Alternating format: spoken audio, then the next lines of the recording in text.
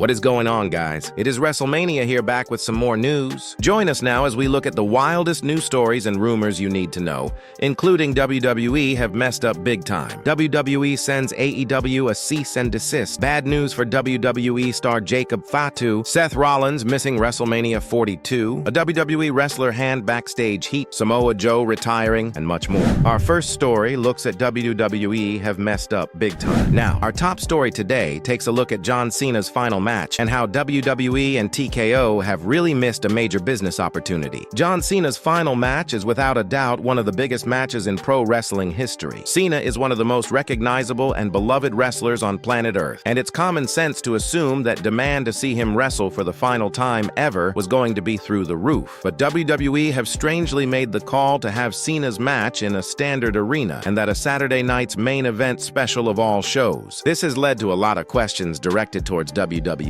as it's almost as if they weren't taking the final match seriously. Well, it seems like WWE might have regretted this big time, as yesterday pre-sale tickets for Cena's final match would go on sale, and to say that demand was through the roof would be a total understatement. Fans claim that there were upwards of 60,000 fans in the queue waiting for tickets, which means that WWE could have sold out a huge stadium in just a few hours. That is how popular Cena is as a performer. This type of demand isn't even seen for the WrestleMania pre-sale, and WWE could have easily delivered one of their biggest gates of all time with just one single name advertised for the show itself. WWE have vastly underestimated the demand for Cena's final match, and fans are now seeing it as another major occurrence of WWE dropping the ball when it comes to Cena's final run. Now there are calls to see WWE move the show to a stadium, but unfortunately, contracts have been signed, and Cena's final match will still take place at the Capital One Arena in Washington, D.C. In relation to why WWE made the call to have the match in this arena, there's a lot of speculation that political figures will be in attendance. And it's even been reported that WWE hopes that U.S. President Donald Trump will be in attendance. This is another instance of WWE caring about celebrity or political endorsement rather than the actual product and their fan base. This event should be about Cena and the fans getting to say goodbye to him for one final time. WWE's focus is evidently getting political figures in the front row. We're not stupid.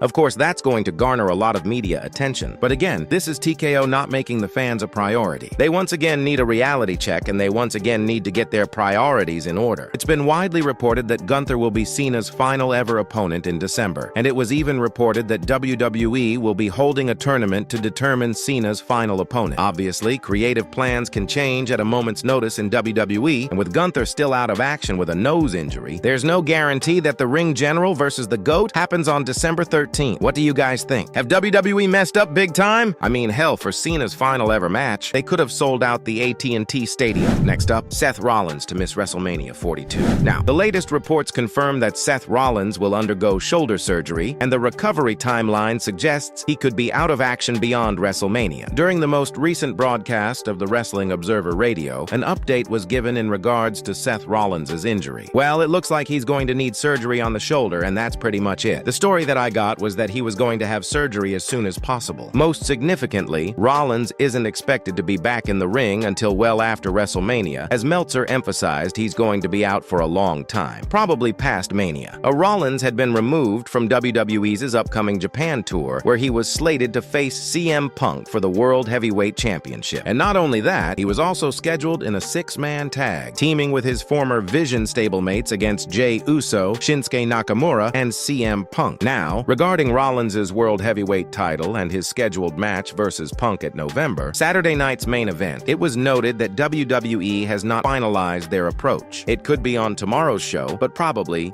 Monday's show, and they'll make that announcement. As far as, what they're going to do about the world title, what they're going to do about Saturday night's main event. No doubt Seth Rollins' unexpected injury has caused a huge shift in plans creatively. We could see a new champion being crowned as soon as Saturday night's main event. Next up, WWE High on a Star, Aki Scene has been delivering some stellar work on Raw recently. Her work alongside Asuka Rhea Ripley and Io Sky has been some of the best work of her career. A match on Raw this week versus Ripley received rave reviews. It's now been surfaced that WWE has also been speaking highly of her recent work, as WrestleVotes Radio reports. Multiple sources I've been in contact with this week spoke highly of the work Kairi Saint has been doing as of late. Specifically, there was said to be high praise following a match with Rhea Ripley on Raw, Raw this past Monday, and from a recent Backstage segments with Asuka. There is obvious comparison with the Zayn and Asuka angle and the Sami Zayn bloodline story, and the inevitable angle which will see Zayn turn on Asuka could be a moment for the ages if WWE handles it correctly. Next up, we name head Backstage heat. WWE has made a number of cuts over the past few months, and one of the names that was released was LFG star BJ Ray. Now, in relation to why he was released, it may have been linked to him having backstage heat. According to WWE Hall of Famer Booker T on his podcast, Ray was acting the same way on and off TV, and naturally, this is a big no-no in WWE. I always thought that kid had something, you know,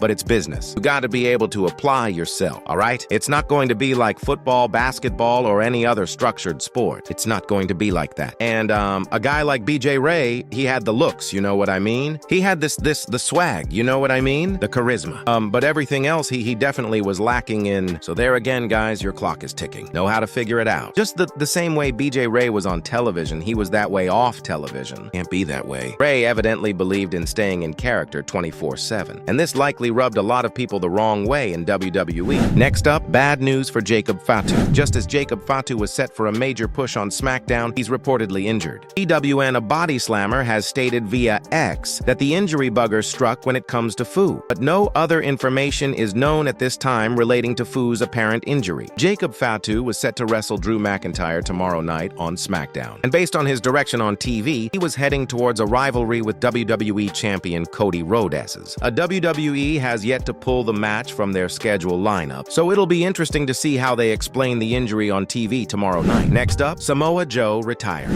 As Samoa Joe is a certified wrestling legend, and it will definitely be a sad day when the former TNA and AEW World Champion retires. Unfortunately, it looks like his retirement is on the horizon, as during a recent interview with Chris Van Vliet, the current AEW star stated that it's coming sooner rather than later. Yeah, I do a lot thinking about retirement. It's probably coming sooner than later, which is fine. I think a lot of people from my generation, what I've seen is that they have the ability. We've done our best to kind of save up, and we definitely don't want to outstay our welcome because we may have been privy to a few people may have done that in their careers. So I definitely don't want to be that guy in mind. I hate just saying retirement because how many pro wrestling retirements never stick? All of them. So yeah, I will do this for a little longer, and then yeah, I think the end is probably sooner than any new deal being signed. Now it seems that this run is going to be Joe's final run. He debuted in pro wrestling all the way back in 1999, and the fact that he's still performing at such a high level speaks volumes to how incredible of a performer he truly is. Next up, an AEW star reacts to WWE tribute. It wasn't just John Cena who paid tribute to his former rivals at Crown Jewel, as AJ Styles also paid tribute to names such as Samoa Joe and Bobby RDE. Joe asked for his thoughts on the tribute during that interview, and Joe had some incredibly wholesome comments to make when it came to AJ and Cena. It's incredibly cool. Both those men are people I have unyielding respect for. I'm so happy that they've enjoyed the success that they've had in their life. It was wonderful to be thought of in their big moment. AJ is one of the few wrestlers who changed the face of wrestling. He's definitely the prototype of an ideal wrestler and expanded that category. Much like John, both had fantastic careers. I know for many fans, it's sad to see them go, and I can obviously see why. They've been such a big part of the industry for so long. Joe would add that both men can retire with pride and satisfaction, knowing that they have achieved greatness during their respective careers. We honestly couldn't put it any better than that. And finally, WWE send AEW cease and desist over on. Now, final story of the day asks, where on earth is Andrade in AEW? Andrade once again made the jump from WWE to AEW, and then he returned to AEW television in a big way by attacking Kenny Omega. Despite this strong return, Andrade has been completely absent from AEW programming ever since, and it's almost as if the return never took place. This has led to some fans on social media speculating that Andrade could have already encountered issues, as this is the most bizarre way to bring a talent back into the fold. Beefle Select would chime in on the speculation, and they confirmed that Andrade is indeed signed with the promotion, but everything is exceedingly quiet. There's been much speculation about Andrade and not many answers. We spoke to sources that spoke to Andrade in the last week who said he seemed in good spirits but didn't indicate what he pulled from recent shows and hadn't been on AEW TV since reappearing. Things have been exceedingly quiet. The little bit of response we got was that Andrade is in fact signed, but that the absence was something that at least one person didn't see as AEW or Andrade's specific fault. We can't really speak to that, not knowing what it is, but here we are waffling anyway. A day Meltzer and Brian Alvarez would then follow this up on the Observer Live, and in a shocking twist, it turns out that WWE has sent AEW a cease and desist letter. I was told that Andrade is not hurt. He didn't get himself fired. Apparently, something is up involving his WWE non-compete when he was fired. Remember, we were told WWE didn't care. That's what I've been hearing was WWE sent a letter and AEW obviously didn't know. AEW obviously believed that there was no non-compete. A PW insider followed up on the situation, noting some confusion within the 90-day non-compete. The initial belief within WWE circles was that since Andrade was cut outright, he was not going to be paid his 90 days and was free to perform elsewhere. After he began making his appearances, WWE clarified to Andrade that even though he was not going to get their traditional 90 days pay following his release, he was still subject to the 90-day period where he cannot perform elsewhere. One WWE source said that the company was not going to have a system in place